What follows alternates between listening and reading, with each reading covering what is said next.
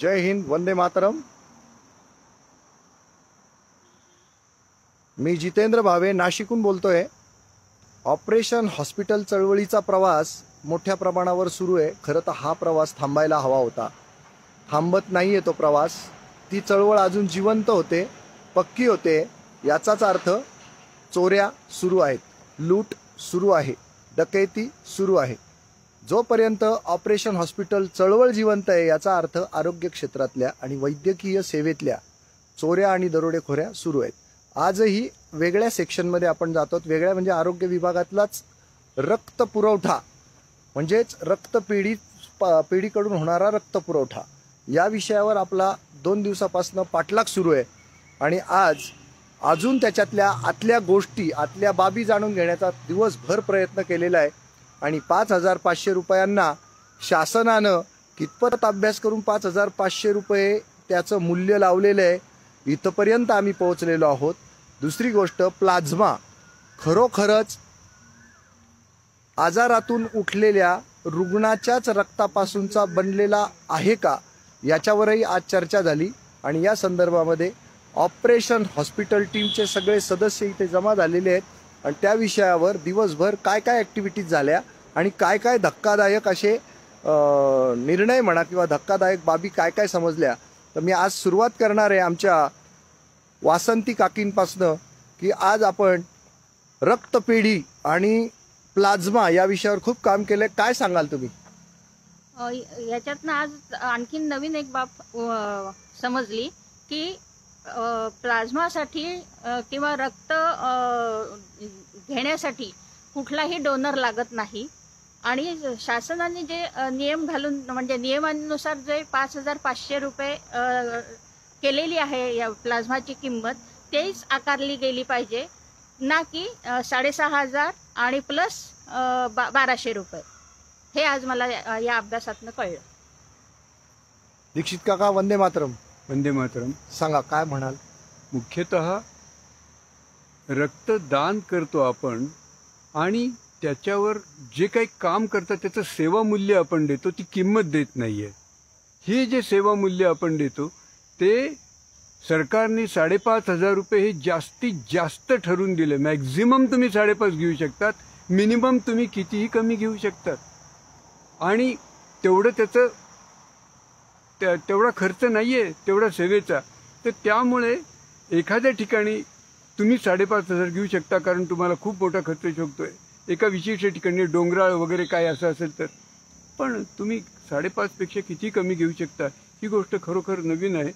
दुसरी गोष्ट एक की इतक्या सरकारी रक्त बँका आहेत। उदाहरणार्थ नाशिकमध्ये सिव्हिल हॉस्पिटलची रक्त बँक आहे, संदर्भची रक्त बँक आहे, बिटकोची रक्त बँक आहे आणि मिलिटरीची पण एक रक्त बँक आहे। आणि या सगळ्या ब्लड बँकेतून आपल्याला रक्त मोफत मिळू शकतं, कुठल्याही याची गरज नाहीये।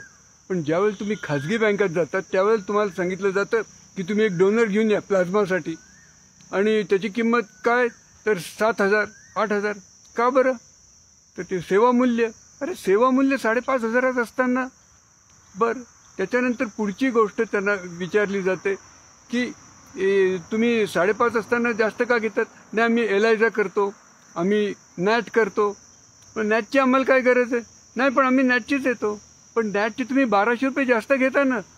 आमचे डॉक्टर म्हणतात की आम्हाला बिना नॅटचंच रक्त पाहिजे, मग तुम्हाला डोनर आणावं लागेल। पण डोनरची सक्ती आहे का? नाही, सक्ती नाही आहे। पण मग तुम्ही हे सांगत का नाही की ही सक्ती नाही, ऐच्छिक आहे म्हणून? ठीक आहे, तुम्हाला रक्त बँक म्हणजे रक्तदान शिबिरातून तुम्हाला रक्त मिळतं, तसं प्लाझ्मा दान शिबिर अजून होत नाही, लोक द्यायला त्रासदायक होत आहेत। पण तुम्ही अशी जबरदस्ती नाही करू शकत। आणि ह्या नाशिक जिल्ह्यामध्ये एकूण 16 रक्त बँका आहेत, त्याच्यामध्ये 4 सरकारी आहे आणि 12 खाजगी आहेत। हे काय आहे? एवढं खाजगी रक्तपेढ्यांची काय गरज आहे? का नाही सरकार? आणि आजपर्यंत आपल्या नाशिकचं असं रेकॉर्ड आहे की आपल्या इथून सरकारी रक्त बँकांमध्ये तुम्ही रक्त मागायला गेला आहात आणि तुम्हाला रक्त मिळालं नाही, असं झालेलं नाहीये, कोणत्याही ठिकाणून झालेलं नाही। तेव्हा तुम्हाला खाजगी रक्त बँकांमध्ये जाणीवपूर्वक ढकललं जात आहे का?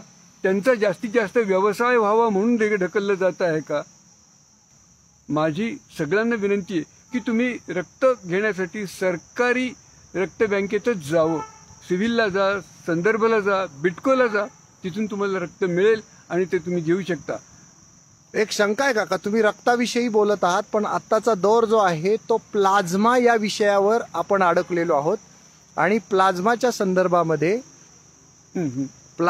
संदर्भामध्ये लोकांचं असं मत आहे की सरकार दरबारी ते मिळत नाही. म्हणजे तुम्ही बिटको सांगितलं, सिव्हिल सांगितलं, मिलिटरी सांगितलं आणि संदर्भ सेवा रुग्णालय सांगितलं, तर तिथे प्लाझ्माचा तुटवडा आहे. त्याच्या संदर्भात काही माहिती मिळालेली का आज? प्लाझ्माच्या संदर्भामध्ये तुमचं म्हणणं बरोबर आहे की प्लाझ्मा अजून सरकारी रक्त बँकेत मिळत नाहीये. पण तुम्ही मागणी केली तर ते 1 दिवसात किंवा 2 दिवसात उपलब्ध करून देऊ शकतील अशी स्थिती आहे. तुम्ही जाऊन मागणी करा, सरकारी अधिकारी त्या प्रकारचा प्लाझ्मा तुमच्यासाठी गोळा करू शकतील. सोमनाथ सर, शासकीय दरबारी तुम्हाला प्लाझ्मा मिळतो, मिळत नाही आणि लोक पॅनिक झालेले असतात. अशा प्रसंगामध्ये ते 8,700 घ्या, 10,000 घ्या, 20,000 घ्या, 30,000 घ्या, अगदी 40,000 रुपये पर बॅग लोक देत आहेत आणि लोक प्लाझ्मा घेऊन जात आहेत. आणि वास्तवात प्लाझ्माची जी काही थेरपी यूज केली जाते आहे ती तेवढी कारगर साबित होते का? हा संशोधनाचा विषय आहे. खरंच प्लाझ्मा थेरपी सक्सेसफुल आहे की नाही आहे. आणि दुसरी गोष्ट, तो प्लाझ्मा जो तुम्हाला मिळतोय तो खरोखर कोविड पॉझिटिव्ह पेशंटचाच मिळतो आहे आणि तो प्लाझ्माच आहे हे तपासण्याची गरज आहे. कारण तुम्हाला त्या प्लाझ्मा बरोबर कोणत्याही प्रकारचं सर्टिफिकेट दिलं जात नाही किंवा टेस्ट रिपोर्ट दिला जात नाही की हा जो प्लाझ्मा आहे तो कोविड पॉझिटिव्ह पेशंटचाच आहे. आणि दुसरी गोष्ट एक लक्षात आली आहे, हे जे प्रायव्हेट ब्लड बँका आहेत हे लोक 1200ची पावती 1500ची पावती देता आहेत नॅप टेस्टच्या खाली आणि ट्रस्टच्या नावाखाली. तर माझी विनंती अशी माझ्या मित्रमंडळीला आणि मला जे ओळखतात त्यांना माझी विनंती अशी की इथून पुढे फक्त सरकारी दवाखान्यात म्हणजे आपल्या संदर्भाला, बिटकोला किंवा आपल्या सिव्हिल हॉस्पिटलला इथंच ब्लड डोनेट करा आणि तिथूनच तुम्हाला उद्या भविष्यात तुम्हाला जेव्हा लागेल तिथं 100% फ्री ब्लड मिळणार आहे. ह्या धंदेवाईक हे जे रक्ताचे दुकानं आहेत इथं रक्त विक्रीसाठी तुमचं अवेलेबल करू नका. आपण सगळेजण रक्तदान करतो म्हणून रक्तपेढ्या चालतात. रक्तपेढ्या या प्रायव्हेट माणसांना मंजूरच होत नाही, त्याच्यासाठी ट्रस्ट बनवले जातात. तर ते खोटे ट्रस्ट असतात असंही एकंदरीत आजच्या सगळ्या संशोधनाअंती आपल्या लक्षात आलेलं आहे. काय सांगशील त्या संदर्भामध्ये? आणि प्लाझ्माचा, रक्ताचा अगदी किराणा दुकानासारखाच विषय आज आपल्या लक्षात येतोय. तर हे रक्ताचं दुकान किरकोळ आणि ठोक स्वरूपात इथे लिटरने रक्त विकले जाईल असे बोर्ड लवकरच दिसतील की काय, अशी एकंदरीत शंका आहे. काय सांगशील या सगळ्या विषयावर? सर्वप्रथम मला नागरिकांना आवाहन करायचंय की आपल्या प्रत्येकाला गरज असते, गरजवंताला अक्कल नसते असं म्हणतात. आपल्या प्रत्येकाला गरज असते त्यामुळे आपण त्यांच्याकडे जातो. पण त्यांच्याकडे जायच्या आधी आपण आपल्या हक्कांची पण माहिती स्वतःकडे ठेवणं तितकीच गरजेचं आहे. आपल्याला 5,500 रुपयाची प्लाझ्माची बॅग जेव्हा 8,700 रुपयात, 9,000 रुपयात, ब्लॅकमध्ये 30,000, 40,000 रुपयामध्ये मिळत आहे. तर ह्या काळ्या व्यवस्थेचे आपण बळी स्वतः पडू नये याच्यासाठी काही विशिष्ट ठोस अशा गोष्टींची माहिती आपल्याला स्वतःला असावी लागते. आता प्लाझ्मा देताना आपल्याला ब्लड बँक म्हणजे हे किराणा दुकान आहे यांचं, ज्यांनी काळी व्यवस्था बनवून ठेवली, दरोडेखोर लुटमार करतात हे स्वतः. 5,500 रुपयाची जी प्लाझ्माची बॅग आहे ती नॅट टेस्टिंग करून आपल्याकडनं 6,500 रुपयाला देत आहे. आता माझं म्हणणं असं आहे, जेव्हा मला प्रचंड तहान लागलेली तर मला पाणी पाजा, ना की आरो वॉटर पाजा किंवा प्युरिफायरचं पाजा. माझी तहान भागवा आधी. तर ती तहान माझी 5,500 रुपयाच्या प्लाझ्मामधनं मिटणार आहे, ना की 6,500, 7, 8, 8.5, 9, 10 आणि तोंडाला येतील त्या किमती यांच्या. म्हणजे भयानक काळी व्यवस्था आणि त्या काळ्या व्यवस्थेचे आपण सगळे झालेलो बळी. तर मला आपल्या सगळ्यांना एक विनंती करायची आहे की थोड्या आपल्या हक्कांची माहिती आपल्या स्वतःला ठेवा, जी की आपल्याला सोशल मीडियावरनं, इंटरनेटवरनं, गुगलवरनं हे सगळे गव्हर्नमेंटचे रक्तपेढ्यांच्या बाबतीत जे GR आहेत याची माहिती जर आपण ठेवली तर यापैकी 80% गोष्टी आपण आपल्या स्वतःच्या बाबतीत अंमलबजावणी करू शकतो. आणि सर्व नागरिकांना मी विनंती करतो आणि आवाहन करतो की कृपया तुम्ही पण अशाच जर काळ्या व्यवस्थेचे बळी पडत असाल तर ह्या आपल्या देशामध्ये यांच्या विरुद्ध तक्रार करायची विशिष्ट यंत्रणा आहे. आणि ते करण्यासाठी ऑपरेशन हॉस्पिटलची संपूर्ण टीम तुम्हाला सदैव मदतीस तत्पर आहे. प्लीज नागरिकांनो, मी, माझं कुटुंब, माझे 4 चौघं या सगळ्यांचा विचार न करता सगळ्यांनी पुढे येऊन ह्या सगळ्या कार्याला हातभार लावा. त्याशिवाय हे भ्रष्ट काम थांबणार नाही. हे माझं प्रामाणिक मत आहे. धन्यवाद. इथे विनीत शेटे म्हणून आहेत, त्यांनी आपलं एक प्रश्न विचारला आहे. जनकल्याण बाबत काय म्हणणे आहे? जनकल्याण हे अपवाद आहे या सर्वांना, असं त्यांचं म्हणणं आहे. तर हो, जनकल्याणवाले फुकटच वाटत आहे का, असं त्याला लगेच काउंटर आलेलं आहे. तर या तिन्ही कमेंटवर आपण उत्तर द्यावं अशी माझी इच्छा आहे. तर स्वप्नील गोवर्धने आपल्याबरोबर आहेत, मेडिकल क्षेत्रामध्ये काम करतायत. काय सांगाल? निश्चितच जे आता तुम्ही बोललात तर त्या पद्धतीने जनकल्याण बँकेचं कामकाज बऱ्यापैकी चांगलं चालू आहे आणि त्यातनं काही थोडाफार दिलासा नागरिक बऱ्यापैकी चांगलं आहे की मनमोकळेपणानं चांगलं आहे असं म्हणवत नाहीये का? नाही म्हणता येणार कारण की प्रत्यक्षात जेव्हा रुग्ण तिथे पोहोचतात, काही लोकांना पॉझिटिव्ह रिस्पॉन्स भेटले म्हणून काय सगळ्याच लोकांना पॉझिटिव्ह रिस्पॉन्स चांगल्या पद्धतीनेच भेटले असं काही नाहीये. अनेक लोक जेव्हा तक्रारी घेऊन ऑपरेशन टीमला आज शोधतायत, भावे सरांना जे फोन येत आहेत, कालपासून अक्षरशः 150 लोकांना ब्लड बॅग उपलब्ध करून दे, नॉट ए जोक. जेवण खावण सोडून सगळी टीम पूर्ण सगळे कॉल सेंटर सारखं आम्हाला फील होतंय. आम्ही नाशिक जिल्ह्याचं पूर्ण कॉल सेंटर खोललं का काय, म्हणजे अक्षरशः इतकी भयानक परिस्थिती असताना आज भावे सरांनी योगायोगाने एक सक्षम अधिकारी जे आहे त्यांच्या थ्रू माहिती घेतली. आपल्याला जी काही शासकीय GR जे आहेत ते आम्हाला काही गोष्टी सर्च करून मिळालेत. ऑपरेशन टीमने सर्चिंग केले, काही इंटरनेटवरती आमच्या तज्ज्ञ लोकांनी माहिती काढली. तेव्हा आम्ही डिस्कशन करून हे सगळे मुद्दे लिहिले, याच्यावरती अभ्यास केला. तेव्हा आम्हाला समजलं कुठे की अशा पद्धतीने GR असतात आणि ह्या GR मध्ये स्पष्ट लिहिलेलं आहे की रक्तपेढ्यांचं कामकाज किती आणि रक्तपेढ्यांना काय काय नमूद केलेलं आहे. बरं, याच्यामध्ये पण नाशिक जिल्ह्यामध्ये अनेक मोठमोठ्या संस्था कार्यक्रम घेतात, मोठमोठे कार्यक्रम घेतात. राजकीय पक्ष मोठमोठे कार्यक्रम, रक्तदानाचे कार्यक्रम घेतात. राईट, रक्तदानाचे कार्यक्रम मोठमोठे साजरे होतात. ह्या रक्तदान कार्यक्रम नेमकं शासकीय रक्तपेढ्यांकडनं न होता हे ब्लड बॅग जे आहेत ह्या सगळ्या प्रायव्हेट रक्तपेढ्यांनाच का दिल्या जातात, हा मोठा प्रश्नचिन्ह आहे. आणि खरोखर ह्याचवरती संस्था चालकांनी आणि जो डोनर आहे त्यांनी पण विचार करावा का आपलं रक्तदान जे आहे हे नक्की कोणाला दिलं पाहिजे आणि किती कोणाला दिल्यानंतर त्याचा बेनिफिट्स आपल्याला काय होणार आहे. 2 वर्षाचा ID कार्ड अक्षरशः शासनाकडनं 2 वर्षाचा ID कार्ड आपल्याला मिळणार आहे का? 2 वर्षाच्या पर्यंत तुम्हाला ब्लड बॅग एक फुकट मिळणार आहे. बरं, तुम्ही जे दान केलं आहे ते लगेच 45 दिवसाच्या आत दुसऱ्या रुग्णाला पण मिळणार आहे. हा एक प्लस पॉईंट आहे. म्हणजे शासनाच्या ह्या ज्या बाजू आहे, आपण जेव्हा प्रायव्हेट लॅबमध्ये जातो तेव्हा प्रायव्हेट लॅबमध्ये आपल्याला गेल्यानंतर आपण ब्लड बॅग घेण्याच्या अगोदर, आता प्लाझ्मा घेण्याच्या अगोदर आपल्याला काय सांगितलं जातं, ब्लड डोनर द्या, म्हणजे ब्लड डोनर पण द्यायचा. वरतून आपल्याला सुविधा काहीच नाही. म्हणजे हे अक्षरशः भ्रष्टाचार आहे, मोठ्या प्रमाणात भ्रष्टाचार आहे. हा काळा बाजार हा जेव्हा जसं समोरच्या अंगाला क्षारे येतात, मित्रांनो, नाशिककरांनो, हात जोडून विनंती तुम्हाला की याला बळी पडू नका आणि अभ्यास करा आणि ऑपरेशन टीमला कळवा. अर्पण हे रक्ताचं दुकान आहे असं एकंदरीत आपण सगळेजण म्हणायला लागलेलो आहोत.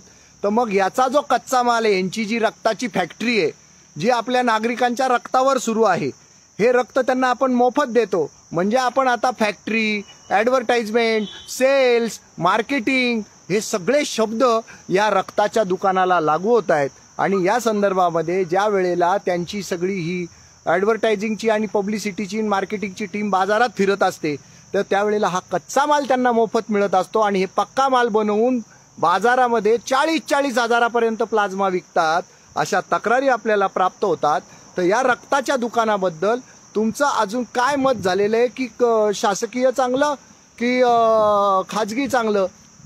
पहिल्यांदा एक मला सांगावं असं वाटतं, दान आणि दुकान नाही, दान आणि सेवा ह्या 2 शब्दांचा वापर करून कच्चा माल फुकटमध्ये मिळवायचा.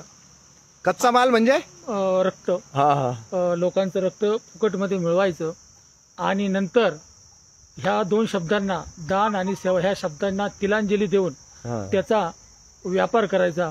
अशा प्रकारचं ह्या खाजगी जशा खाजगी शिक्षण संस्था जशा लुटू राहिले तशा खाजगी रक्तपेढ्या लोकांचं रक्त शोषू राहिले.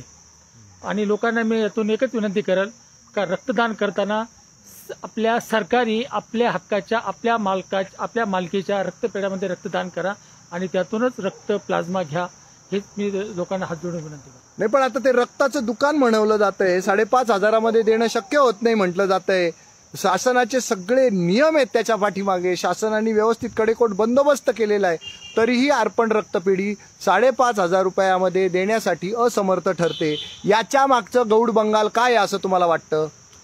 ते कोरोना ही एक आपत्ती आहे, परंतु तिच्याकडे ते संधी म्हणून पाहत आहे आणि त्या संधीचा फायदा घेऊन ते अशा प्रकारची लूट करत आहे. अच्छा, हा, काय सांगशील सागर? मला प्रामाणिकपणे असं वाटतं की आपण ह्या व्यवस्थेला सुधारायला खूप वेळ लागणार आहे. त्यापेक्षा मी नागरिकांना आवाहन करतो, आपल्या स्वतःच्या हक्काची अंमलबजावणी ना आपण स्वतःनी केली पाहिजे. आपले हक्क आपल्याला कळले पाहिजे. आणि हे जे आवाजवी दर लागतात ना 5,500च्या वरती, हे का लागतात? आवाजवी दर नको म्हणू, ही शुद्ध लूट आणि फसवणूक आहे. हो, ही. आणि आमच्या खानदेशात एक शब्द वापरला जातो, दळभद्रीपणा.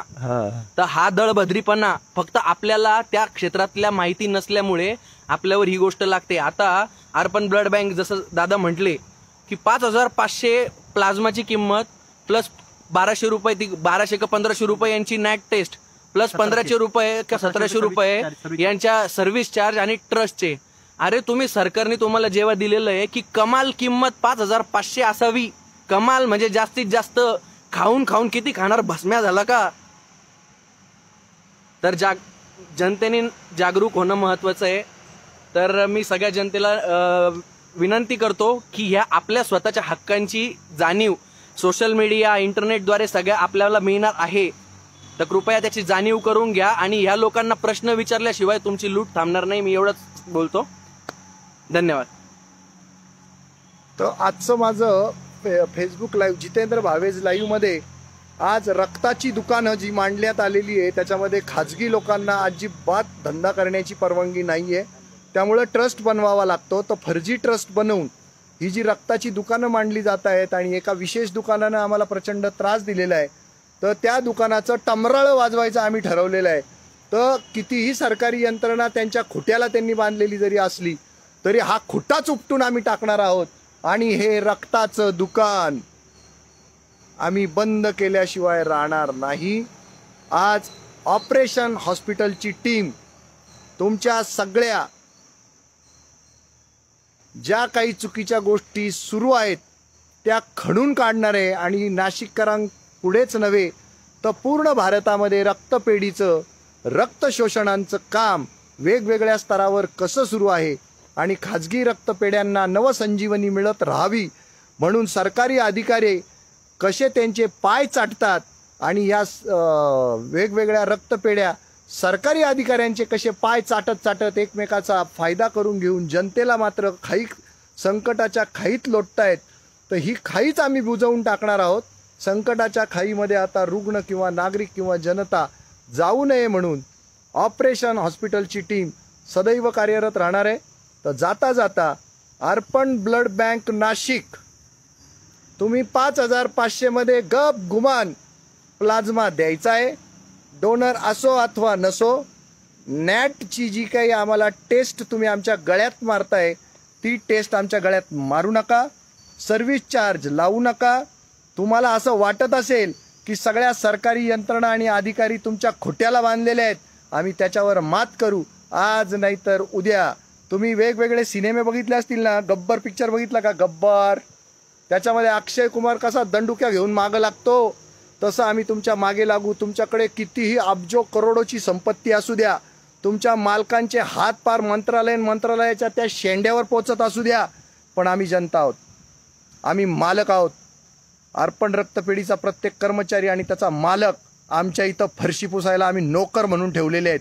हे त्यांनी परफेक्ट लक्षात ठेवायचं आहे. मालक आम्ही, नोकर तुम्ही. पण तुम्ही चोर नोकर झालेले आहात, त्यामुळे तुम्हाला त्या कामावर आम्ही ठेवणार नाही. तुम्ही लुटीचं काम सुरू केलेलं आहे.